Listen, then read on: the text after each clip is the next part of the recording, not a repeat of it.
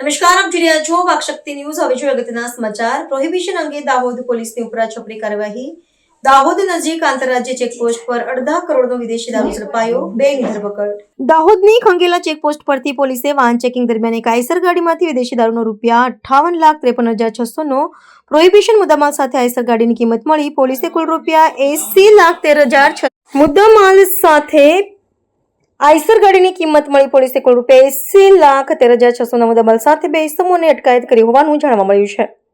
દાહોદ જિલ્લામાં પ્રોહિબિશનની પ્રવૃત્તિ અટકાવવા માટે દાહોદ પોલીસ કામગીરી કરી રહી છે. ત્યારે આજ રોજ બાતમીના આધારે કતવારા પોલીસે ખંગેલા આંતરરાજ્ય ચેકપોસ્ટ પર નાકાબંધી દરમિયાન એક આઈસર ગાડી ત્યાંથી પસાર થઈ હતી, જેને જોઈ પોલીસે આઈસર ગાડીને ચારે તરફથી ઘેરી લીધી હતી અને આઈસર ગાડીમાં સવાર ધનારામ હરજીરામ ડુગર અને અણદારામ પેમારલ ડાયલનાઓની પોલીસે પૂછપરછ કરતા પોલીસને સંતોષકારક જવાબ મળ્યો ન હતો, જેથી પોલીસે આઈસર ગાડીની તલાશી લેતા વિદેશી દારૂની કુલ પેટીઓ નંગ 675, જેમાં બોટલો નંગ 32,400, કિંમત ₹58,53,600 ના પ્રોહિબિશન જથ્થા સાથે આઈસર ગાડીની કિંમત મળી.